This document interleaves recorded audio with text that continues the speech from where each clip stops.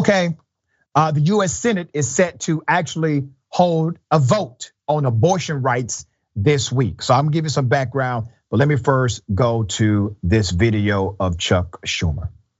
It is our intention for the Senate to hold a vote on legislation to codify the right to an abortion in law. This is as urgent and as real as it gets. We will vote to protect a woman's right to choose, and every American is going to see which side every senator stands on. To the American people, I say this: the elections this November will have consequences because the rights of 100 million women are now on the ballot. Now, this vote will not change anything, okay? Schumer knows that.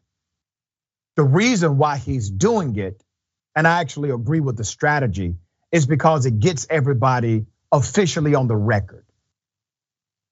He doesn't have the votes to codify a woman's right to choose.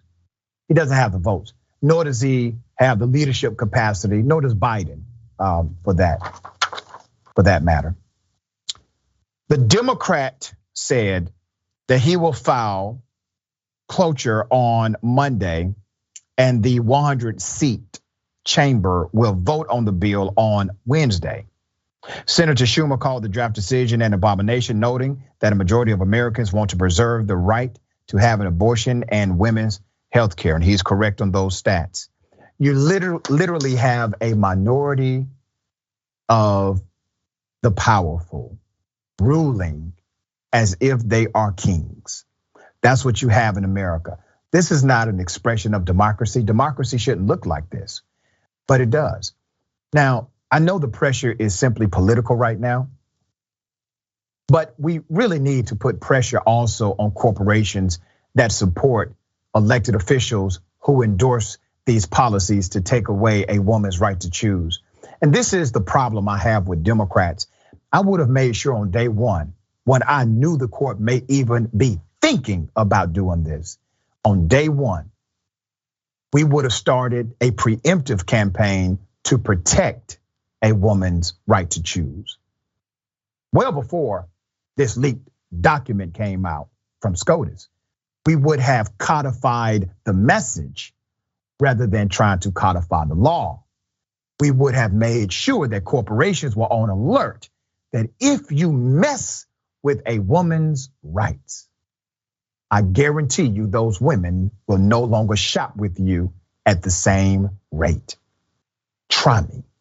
That would have been my massive national campaign. They got the money to do it, they just don't have the messaging, the capacity to build upon a singular idea and to make it digestible to those who actually do care if you know how to present it in its proper presentation. All right, additionally, he said, choice should not be up to a handful of right-wing justices.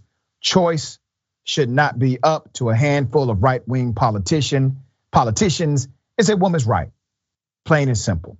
It is, Schumer. But when will you, Biden, or somebody pressure corporations to do the right thing, and for those corporations to withdraw their support of anyone who votes to take away a woman's right to choose? You have no plan. You're just reacting. You're reacting. Okay, so you get them on the record. That happens on Wednesday. Good job. You got them on the record. You don't know what to do with it, because if you knew what to do with it, you would have already had a campaign that told corporations, you better look, you better watch who votes in which way. You would have had a campaign telling the American people, you better look. The vast majority of Americans are on your side, Chuck. The vast majority of women are on your side, Chuck. Come on.